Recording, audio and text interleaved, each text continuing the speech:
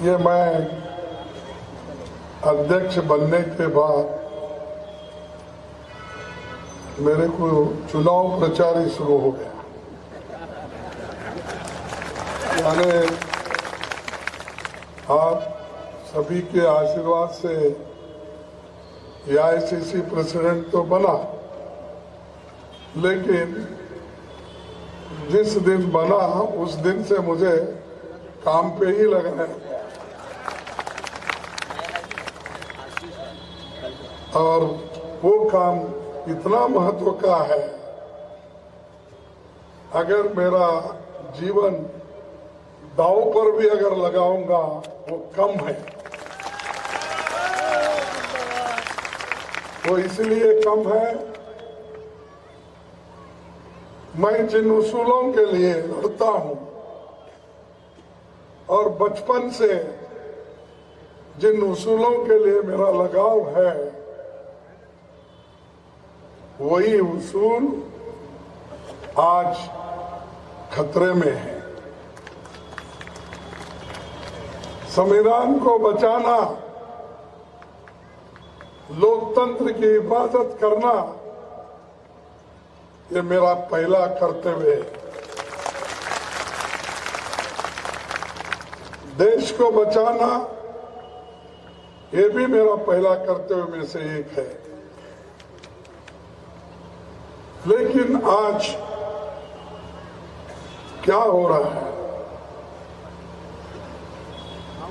लोकतंत्र के नाम से चुन के आने के बाद आप सब तरफ देख रहे हो, जो संवैधानिक संस्थाएं हैं उनको एक एक करके मिटा रहे हैं। और जो बाबा साहब अम्बेडकर ने गरीबों के लिए, दलितों के लिए, सभी नागरिकों के लिए, महिलाओं के लिए, इस देश के 134 करोड़ जनता के लिए जो उन्होंने एक पवित्र ग्रंथ दिया, उस पवित्र ग्रंथ की रक्षा करना हम सबका काम है। लेकिन उसको तोड़ने वाले लोग आए हैं। डेमोक्रेसी को बर्बाद करने वाले लोग आज हुकूमत में बैठे हैं। हमारे हकूक को छीनने वाले लोग आज सत्ता पे हैं। जो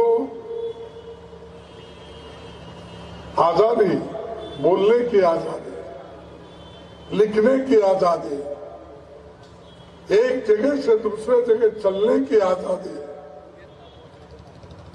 ये सब जो आजादी संविधान में दिया गया, उस संविधान को ही खत्म करने की कोशिश आज बीजेपी कर रही है, आरएसएस कर रही है और मोदी जी कर रहे हैं।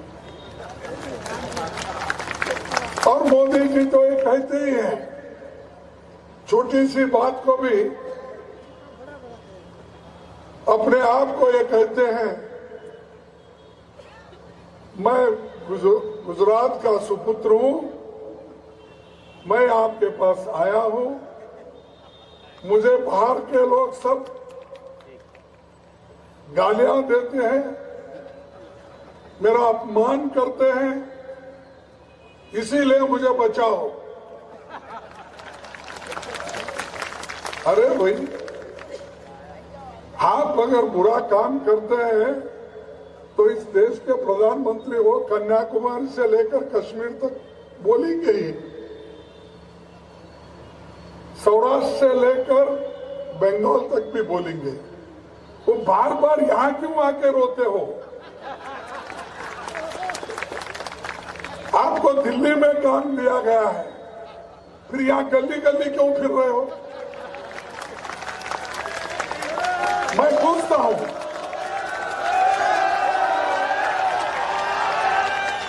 मैं पूछता हूं, रोड शो 50 किलोमीटर, आज भी रोड शो, कल भी रोड शो। रोड शो एक प्रधानमंत्री जी इलेक्शन में, गली गली वोट मांगने के लिए, और किनको हराने के लिए? जिनके पास पैसे नहीं, छोटे मोटे व्यापारी हो, मिडिल क्लास के लोग हो, दलित हो, उनके खिलाफ प्रचार करने के लिए आप आए। फिर आपके एमएलए कोई नहीं है यहाँ पर उनके खिलाफ बोलने के, आपके कार्यकर्ता नहीं है, आपके पार्टी के लोग नहीं है। वो तो एक काम करने दो उनको, कम से कम एमएलए का, म्युनिसिपालिटी का, जिला पंचायत का वो करने दो। आपको दिल्ली में भेजा है, दिल्ली के दरबार को आप संभालो। लेकिन उनको तृप्ति नहीं, उनको पावर होना, अधिकार होना, पंचायत से लेकर प्राइम मिनिस्टर तक उनको ही अधिकार होना, दूसरा और कोई नहीं। मैं इज्जत करता हूं इस देश के प्रधानमंत्री हैं, एज ए प्राइम मिनिस्टर हमारे संविधान में सर्वोच्च पद उनको दिया है, लेकिन उसके सही ढंग से इस्तेमाल करो। लोगों को डेवलपमेंट करके, प्रगति करके, अभिवृद्धि के रास्ते पे ले जाके सबको सुखी रखो। बात तो कहते हैं आप हमेशा, सबका साथ, सबका विकास, लेकिन हम यहां देख रहे हैं सबका साथ तो ले रहे हैं, सिर्फ 2 अमीर लोगों का विकास हो रहा है। और बार बार वही बात दोहराते हैं, और हम कुछ टीका करें तो बार बार हमको गालियां देते हैं। और जब लोग अपोजिशन पार्टी के लोग कुछ कहते हैं,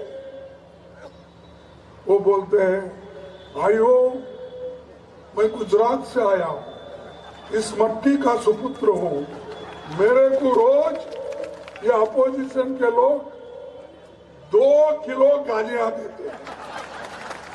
सुने नहीं सुने आप?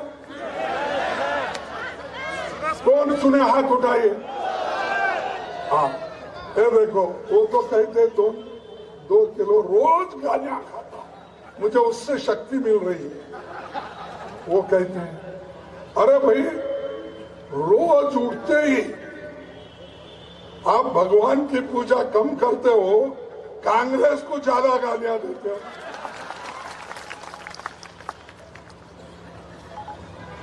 आप तो 2 किलो गालियां खाते हो, लेकिन कांग्रेस को 4 कुंटल गालियां देते हो। सुबह उठते ही कांग्रेस का नाम लिए बगैर उनको खाना भी हजम नहीं होता। ऐसे लोग बार बार बोलना, बार बार छेड़ना, ये ठीक नहीं।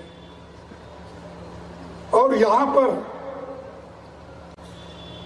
डबल इंजन की सरकार है, डबल इंजन की सरकार। भाई डबल इंजन आप लगाए हैं तो 6 साल में 3 इंजन क्यों बदलने पड़े?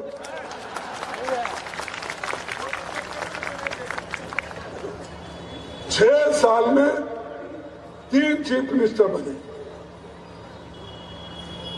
और वो चीफ मिनिस्टर यानी काम नहीं किए, इसलिए तो आप बदले होंगे। जब इंजन काम नहीं करता तो बदलते ही है। तो वैसा आपने ही कहा, हम नहीं। आपने हमेशा डबल इंजन की सरकार आई तो डेवलपमेंट होगा, डबल इंजन की सरकार आई विकास होगा, ये सब आप ही ने कहा। तो हम इस देश के, हमारे गुजरात के मिट्टी में पैदा हुए महात्मा गांधी जी, वल्लभ भाई पटेल और अनेक नेता यहां से निकले, हमको आजादी दिलाई। हम आजादी आने के बाद पंडित जवाहरलाल नेहरू जी, वल्लभ भाई पटेल जी, महात्मा गांधी जी, आजाद जी, इन्होंने सबने मिलकर सोचा भाई अगर इस देश में लोकतंत्र ठीक चलना और इस देश में सबको बराबरी का हक मिलना, सामाजिक न्याय मिलना, सोशल जस्टिस मिलना, तो डॉक्टर बाबा साहब अम्बेडकर के हाथ से संविधान लिखाना चाहिए। ये उन्होंने ही किया। इसीलिए महात्मा गांधी जी का फोटो हमारे सर पे, हमारे ऑफिस में, हमारे जजेस के सर पे, और हमारे तो दिल में है ही है, लेकिन हर एक ऑफिस में जाइए, जो भी कलेक्टर होते हैं, एसपी होते हैं, डिस्ट्रिक्ट मजिस्ट्रेट हो या हाई कोर्ट जज हो, सुप्रीम कोर्ट जज, किसकी फोटो लगाते हैं? महात्मा गांधी जी की फोटो सर पे रहती।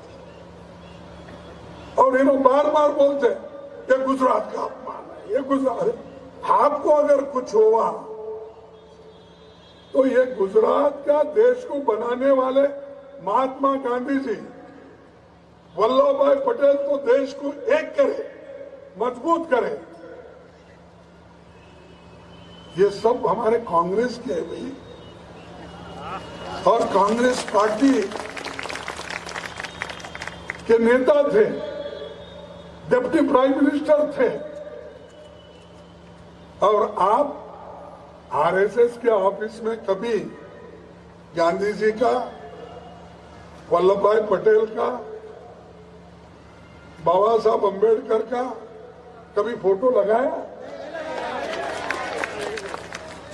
और यहां आते ही आपके सामने रोते हैं कि ये हुआ वो हुआ। देखो, सही बात बोलना चाहिए, और जब वो एक बड़े नेता है देश के, तो सही बात बताना सीखना चाहिए।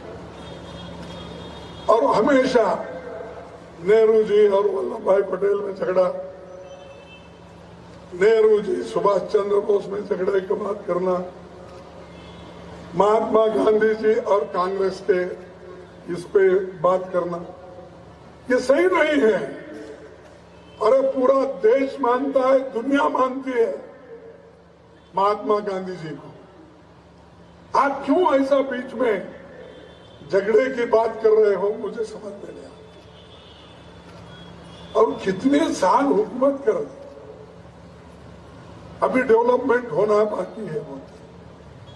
मैं पूछता हूं, 27 साल गुजरात की सरकार कौन चला रहा है?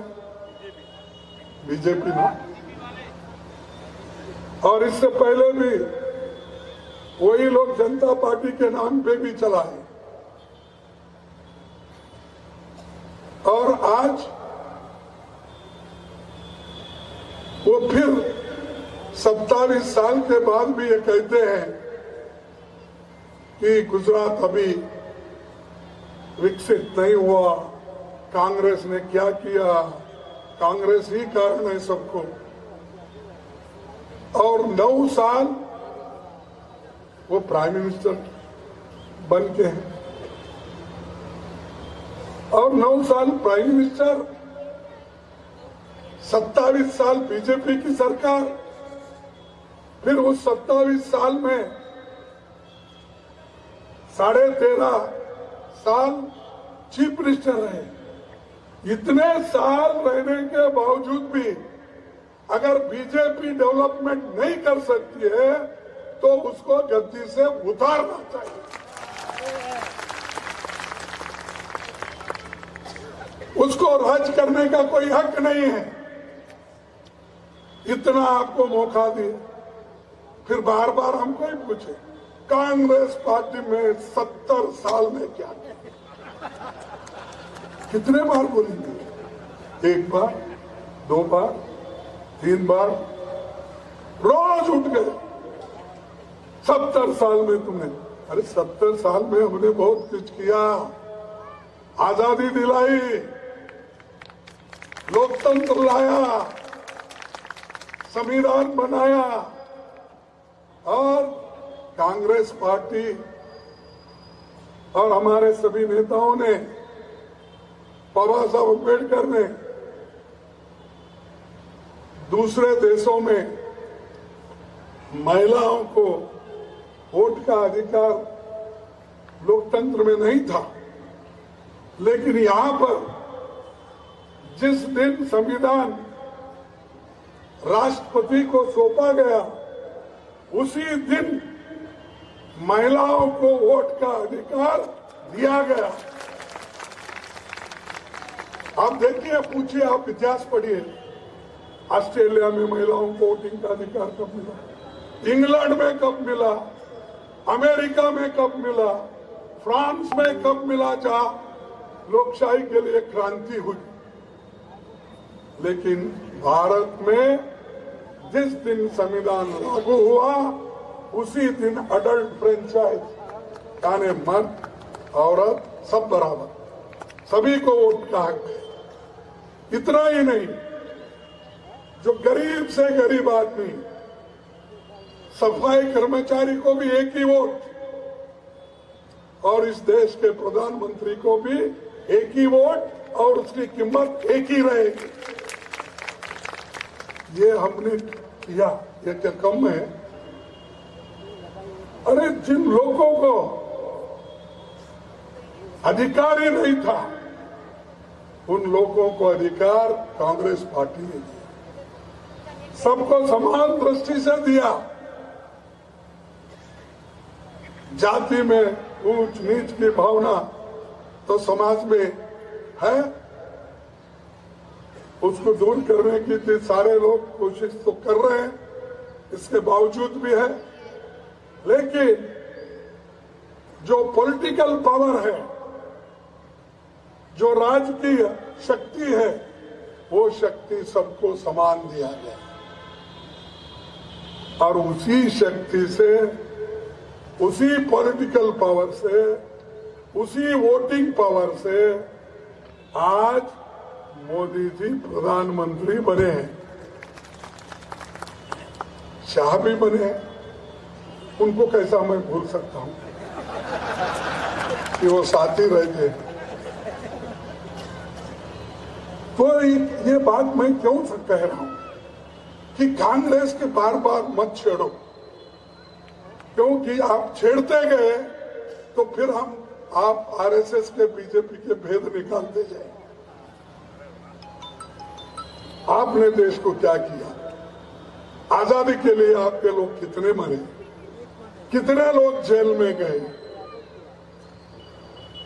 दो उसका हिसाब। और कितने प्रोजेक्ट आपने बनाए, कितने पंचवार्षिक योजना में हमने बड़े बड़े hospitals, engineering college, medical colleges और आईआईटी, ऐसे सब कुछ हमने बनाए। ये सब हमने बना के दिया। लेकिन आप आने के बाद एक नया मेडिकल कॉलेज भी नहीं है सरकारी, एक आईआईटी नहीं है सरकारी, सभी प्राइवेट। अब सभी प्राइवेट है तो क्या गरीब बच्चा, गरीब लड़का जाके वहां पढ़ेगा? इसीलिए तो कांग्रेस की सरकार ने बड़े बड़े इंस्टीट्यूशन भी सरकार के बनाए, पब्लिक सेक्टर हमने बनाई। जितने भी अब रेलवे भी पब्लिक सेक्टर में है, बैंक पब्लिक सेक्टर में है, और HMT, HAL, BEL, BHEL ये सब पब्लिक सेक्टर किसने बनाया? कांग्रेस ने बनाया। और आज उन सेक्टर में से कईयों कारखाने एक एक करके बेच रहे हैं। ये बीजेपी सरकार एक के बाद एक बेचते जा रहे हैं और वो अमीर लोग खरीदते जा रहे हैं। किसका पैसा? इसमें तो पब्लिक सेक्टर में तो जनता का टैक्स, जनता का पैसा, लेकिन आप बेच रहे किसको? सामान। आपको जो दोस्त लोग हो ना, उनको एक एक बेच रहे हैं। गरीब का, किसान का, मजदूर का, ठेले वाले का, जो रास्ते पे व्यापार करता है, छोटा मोटा व्यापार है, स्मॉल स्केल इंडस्ट्रीज है, इनका कर्जा बीजेपी सरकार, मोदी सरकार माफ नहीं की, लेकिन अमीर लोगों का 10 लाख करोड़ कर्जा माफ कर दिया। 10 लाख करोड़। और हमको पूछते हो कांग्रेस ने, अरे हम तो गरीबों के लिए बैंक का राष्ट्रीयकरण किया, बैंक के दरवाजे खोले थे, हमने तो बड़े बड़े POCs बनाए थे, लेकिन आप तो बंद कर रहे हो एक के बाद एक के बाद। तो क्यों? कि ये पब्लिक सेक्टर अगर जिंदा रहे तो जो दलितों को, पिछड़ों को जो रिजर्वेशन मिल रहा है ना, नौकरी की जो गारंटी है, वो खत्म हो जाए, फिर वो गुलाम बने, फिर वो कॉन्ट्रैक्ट लेबर पे जाए, डेली वेजेस पे जाओ। इस मकसद से पब्लिक सेक्टर को खत्म कर रहे एक के बाद एक। लेबर कानून को बर्बाद किया, किसानों के कानून को बर्बाद किया, 700 किसान मर गए, फिर भी आप इन किसान मजदूर इनके तरफ नहीं देंगे। सरकार में आज भी 30 लाख वैकेंसीज है। हर स्टेट में जो एजुकेशन डिपार्टमेंट हो, यूनिवर्सिटीज हो, ऑटोनोमस बॉडीज हो, जो भी है, हमारे देश के पूरे इंस्टीट्यूशन में और सरकारी नौकरी में मिलाकर 30 लाख वैकेंसीज है। आप क्यों नहीं भर्ती कर रहे? इतना अनएम्प्लॉयमेंट है, नौजवान फिर रहा है सड़क पे, कोई PhD किया, कोई BE किया, कोई डॉक्टर है, कोई स्किल डेवलपमेंट के सेंटर में जाके पढ़ा है, उनको नौकरी नहीं मिल रही और नौकरी आपके पास खाली पड़ी है।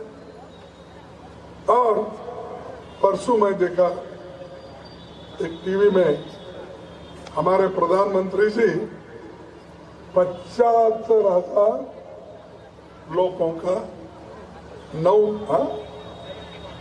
71 यहाँ होगा 71,000, ठीक है, मैं जरा ज्यादा ही बोला, इसीलिए 71,000 लोगों को उन्होंने, जो बच्चे रिक्रूट हो गए थे, उनको बुला बुला के ऐसा फार्म दिया।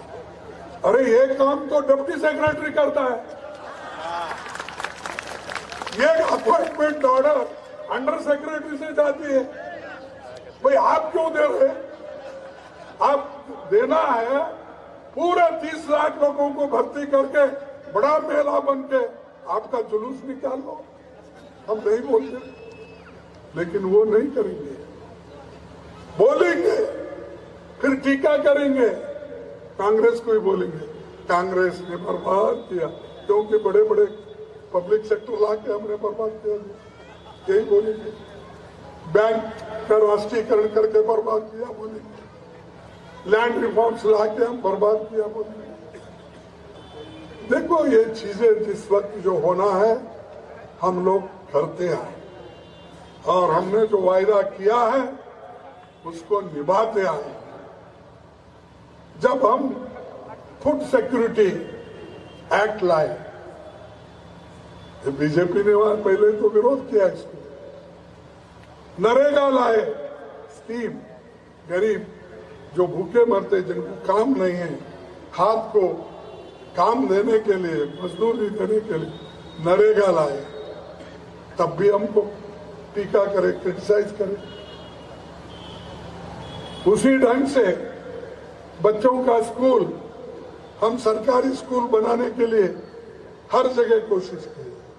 हाई स्कूल, मैं समझा यहाँ पर कोई 6,000 सरकारी स्कूल बंद और 28,000 टीचर की नौकरियां रिक्रूट नहीं कर रहे, 20,000 क्लासरूम बनना वो बंद रहे नहीं। क्यों भाई?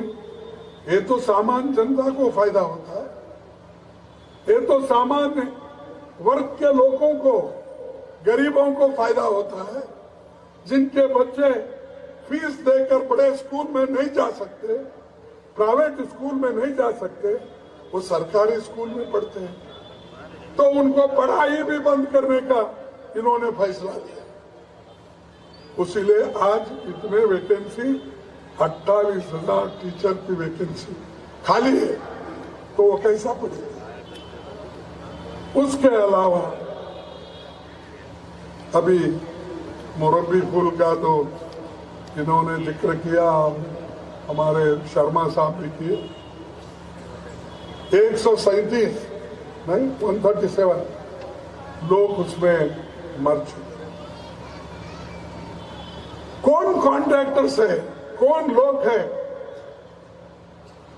ऐसा पुल बनाए, उसका इंक्वायरी करे बगैर आपने उसका उद्घाटन किया। आपके पवित्र हस्त से उद्घाटन करते ही 5 दिन में कोलैप्स हुआ। तो कौन जिम्मेदार इसके लिए? आप जो जिम्मेदारी जिनके बाद डालना, उनको तो पकड़ रहे नहीं, और उनको 4-4 लाख रुपए देने का वायदा कुछ उन्होंने किया है, वो मिले कि नहीं मुझे मालूम नहीं है। तो 4 लाख वो बस नहीं होता, तो इसलिए हमने ज्यादा से ज्यादा रकम देने के लिए हमारे पार्टी के लोगों ने कोशिश की, लेकिन वो सुनते नहीं, क्योंकि जब आदमी को ज्यादा अधिकार मिलता है, पावर मिलता है, वो चाहता है कि मैं और मजबूत बनूं, मुझे और पावर चाहिए। ये पावर हंग्री जिसको हम कहते हैं, ये कर रहे हैं। और ये तो 22 पेपर लीक होके किसी को नौकरी नहीं मिला आज तक, ये सब कुछ आपको मालूम है। दूसरी चीज, ये आजकल जो संविधान में चंद संस्थाओं को अधिकार दिया गया, वो अधिकार तो छीन ही लिए। नए नए कानून बना के ईडी, इनकम टैक्स, सीवीसी और कौन से सब एजेंसीज है, उसका दुरुपयोग करके लोगों को डराते फिर रहे, और डरा कर अगर कोई कांग्रेस को सपोर्ट कर रहा है उसको डराना, चुप बिठाना, नहीं सुनता तो ईडी केस में डालो, अगर वो नहीं उनको मानता तो इनकम टैक्स की धाक डालो। डालो, जो चोरी करता है पकड़ो, लेकिन असल चोर तो आपके आजू बाजू में है ना, उनको पकड़ो। और अब क्या कर रहे हैं, इनको एक हमारे पास के एमएलए को भी खरीद रहे हैं, एमपीज को भी खरीद रहे हैं। और आप हमेशा कहते हो लोकतंत्र में जनता जनार्दन किसको सपोर्ट करती है उसी की सरकार बनना चाहिए ना, उसी की सरकार बनना ना। लेकिन जनता जनार्दन मध्य प्रदेश में हमको चाहे, हम मेजॉरिटी में थे, आप क्यों 16 लोगों को फोड़ दिए भाई, क्यों खरीदे? गोवा में क्यों करें, मणिपुर में क्यों करें, पहले उत्तराखंड में क्यों करें, कर्नाटक में क्यों करें, महाराष्ट्र में क्यों करें? अभी है मिलिंद है तो क्यों करें? यहां तो जनता का सपोर्ट आघाड़ी को था, अलायंस गवर्नमेंट को था, कांग्रेस पार्टी को था। जनता का सपोर्ट रहते हुए हम 6-7 राज्यों में चुन के आए थे। तुम एक एक करके बुला बुला के डरा डरा के अपनी हुकूमत बनाए, या चुन के आओ या जो चुन के आते हैं उनको हमारे पास डरा के लेके सरकार बनाओ। तो मुझे ऐसा मालूम होता जो लोग अब गए हैं, जिनको आप कलंकित बोल के घोषित किए, तो वो आपका डराने का एक तरीका है, हुकूमत करने का एक तरीका है। मैं ये पूछना चाहता हूं, बीजेपी में जाते ही और एक यहां पर शाह साहब, मोदी साहब ने बहुत बड़ा वॉशिंग मशीन खरीदा, बहुत बड़ा वॉशिंग मशीन। उस वॉशिंग मशीन में ही लोगों को डालो कलंकित, वो सब क्लीन हो जाते। कांग्रेस में रहे वो कलंकित, बीजेपी में गए वॉशिंग मशीन में डाले, बाहर निकले वो सफेद। अगर आप डेमोक्रेसी पे विश्वास रखते तो ये काम क्यों कर रहे हैं? मैं ये पूछना चाहता हूं। अभी पहले ऐसा नहीं होता था क्या? नेहरू जी के जमाने में ऐसा हुआ क्या? लाल बहादुर शास्त्री जी के जमाने में ऐसा हुआ क्या? इंदिरा गांधी जी ने ऐसा किया क्या? राजीव गांधी जी ने किया? आप कलंकित एक तरफ बोलते हो, वो करप्ट है बोलते हो, जब आपके पास आता है वॉशिंग मशीन में डालते ही क्लीन हो जाते। ऐसा ये सरकार चल रही है, आप लोग कर रहे हैं। तो इसलिए भाइयों में ज्यादा और कुछ अपनी बात को आगे नहीं बढ़ाना चाहता। एक बात जरूर कहना चाहता हूं, क्योंकि हमेशा बीजेपी के लोग, नेता लोग एक बात कहते हैं, और वो खासकर नेहरू जी और वल्लभ भाई पटेल में झगड़ा लगाने के लिए और उनको अलग करने के लिए। एक बार 14 अक्टूबर 1949 में 1949 में सरदार पटेल जी ने यह कहा, नेहरू जी के जन्मदिन पर वो लिखे एक बधाई पत्र, उसमें उन्होंने कहा, सरदार पटेल जी ने कहा, कुछ स्वार्थ प्रेरित लोगों ने हमारे विषय में अफवाहें फैलाने की कोशिश की है। ये मेरे शब्द नहीं, ये किनके हैं? सरदार पटेल के। कुछ भोले व्यक्ति उन पर भरोसा भी कर लेते हैं, लेकिन वास्तव में हम लोग आजीवन साथी और भाइयों की तरह काम करते रहे। समय की मांग के अनुसार हमने परस्पर एक दूसरे के नजरिए के हिसाब से खुद को बदला है और एक दूसरे के विचारों का हमेशा सम्मान किया है, ऐसा गहरा भरोसा होने पर ही किया जा सकता है।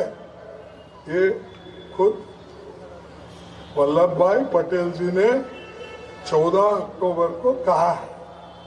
फिर आपको क्यों पेट में दर्द हो रहा बार बार झगड़ा लगाने का? तो इसीलिए इनसे होशियार रहिए। ये सरकार बदलना चाहिए। इसको 27 साल हो गए, ये गरीबों के तरफ देख रही नहीं, इन्फ्लेशन के कम करने की सोच रही नहीं, अनएम्प्लॉयमेंट के बारे में इनकी कोई सोच नहीं है, जीडीपी गिर रही है, डॉलर के मुकाबले में रुपए की कीमत रोज पर रोज घट रही है। ये सब हो रहा है, ये सब देखकर भी आप उनको वोट देंगे? हाथ उठाइए कौन? देखो, यही जोश बाजू वाले कॉन्स्टिट्यूंसी में भी बोलना है। इसी के साथ अब आजू बाजू 5 तारीख तक काम करके कांग्रेस पार्टी के सभी उम्मीदवारों को आप जिता के लाइए और हमारे हिमांशु साहब को भी जिता के लाएंगे, मैं आशा करता हूं। आखिरी एक शब्द मैं कह के मेरी बात को खत्म करूंगा, वो ये है कि हमारा लोग आप भी पूछेंगे, आपको उन्होंने भी पूछेंगे कि भाई आप क्या करने वाले चुन के आने के बाद? अगर आपको हम वोट देंगे तो आपका क्या काम होगा? तो हमने अपना चुनावी घोषणा पत्र तो आपके सामने रखा है। हमने कहा है एलपीजी गैस सिलेंडर हम 500 रुपए में देंगे, सरकारी कर्मचारियों को पुरानी पेंशन योजना लागू करेंगे, 10 लाख सरकारी नौकरियां 5 साल में हम देंगे। जो लोग ठेके पे और डेली वेजेस पे सरकारी नौकरी में काम कर रहे हैं, उनको उनकी नौकरी पक्की कर देंगे, परमानेंट कर देंगे। और किसानों का 3 लाख रुपए तक की कर्जा माफ करेंगे। ये कोई नहीं, जब मनमोहन सिंह जी प्राइम मिनिस्टर थे, सोनिया गांधी जी यूपीए चेयरपर्सन थे, तब हमने 72,000 करोड़ रुपए किसानों का कर्जा माफ किया, करके दिखाया है। सिर्फ जुमले नहीं, हमारा तो काम है। उसी किसानों के बिजली बिल माफ होंगे और लड़कियों को केजी से लेकर पीजी तक फ्री एजुकेशन दिया जाए और 3,000 नए स्कूल हम खोलेंगे। और घरेलू बिजली जो इतनी महंगी हो गई, अभी हमारे सीनियर लीडर बोल रहे थे 10.5 रुपए यूनिट, हाँ इतनी महंगी। इसीलिए हम 3,000 घरेलू बिजली 300 यूनिट मुफ्त में दी। शहरी इलाकों में शहरी रोजगार योजना नरेगा के जैसा हम यहाँ शुरू करेंगे। आदिवासियों के जो भी हकूक है उसकी हिफाजत हम करेंगे, उसके लिए लड़ेंगे। आज यहाँ डबल इंजन की सरकार रहते हुए दलितों के ऊपर, SC ST के ऊपर अन्याय और अत्याचार बढ़ गए। 17% इस साल वो बढ़े हैं, 2 साल में 17%। यह क्या कम है? और यहाँ डबल इंजन की सरकार है, तो ये इंजन बहुत खराब हो गए, फेल हो गए। अरे बदलो भाई, आपको अगर मंजिल तक पहुंचना है तो आपको इंजन को बदलना ही होगा, सरकार को बदलना होगा। इसीलिए मैं आखिरी एक बात कह के मेरे भाषण को समाप्त करता हूं। मंजिल बहुत दूर है, रास्ता बड़ा कठिन है, फिर भी हमें चलना है। मंजिल बहुत दूर है, रास्ता बड़ा कठिन है, फिर भी हमें पहुंचना है, चलना है। दिल मिले या न मिले, कम से कम सभी लोग कांग्रेस को लाने के लिए हाथ मिलाते चलो। ये कहते हुए मेरे 4 शब्दों को समाप्त करता हूं। जय हिंद, जय कांग्रेस, जय भीम।